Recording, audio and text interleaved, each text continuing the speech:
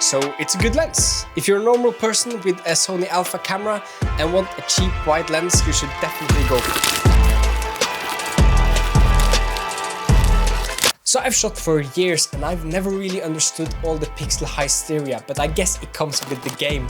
But as long as Gerald Undone says... I'm just slightly dragged behind in both categories, but not by much at all. Again, barely noticeable unless really punched in.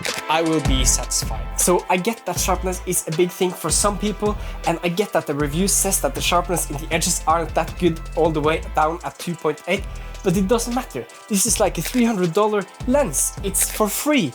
And you're a normal guy with a budget, so just buy it. If you're anything like me and don't have a museum to put your images in, this is probably the biggest you'll ever have to print either way. And the megapixels on your camera and the sharpness on this lens won't really affect your image. So why not pick the 24mm lens at almost the same price?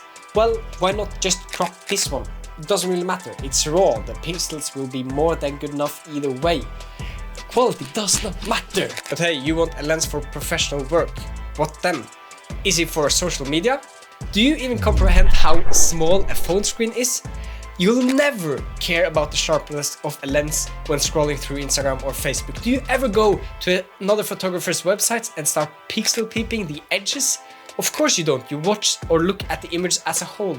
Do you ever go to a house of another person and look at their like pictures on the wall and start pixel peeping? Of course you don't. So why would anyone do that to you? Maybe 1 in 100 will care. Maybe 1 in 100. And if you're going to watch a video on technicalities, you should watch a video by Christopher Frost.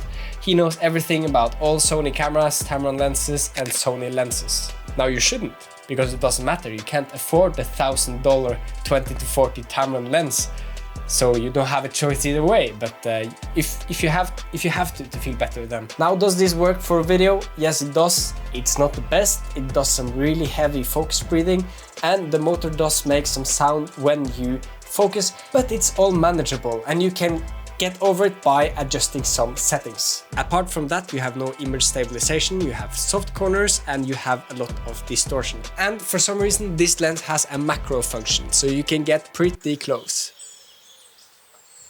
And like a hidden trick is to maybe just sell it if you don't like it, because it sells really quickly. Yeah, my name is Hans Arne Sætrum. You're watching Disney Channel. Follow me on Instagram, and I'll see you in my next video.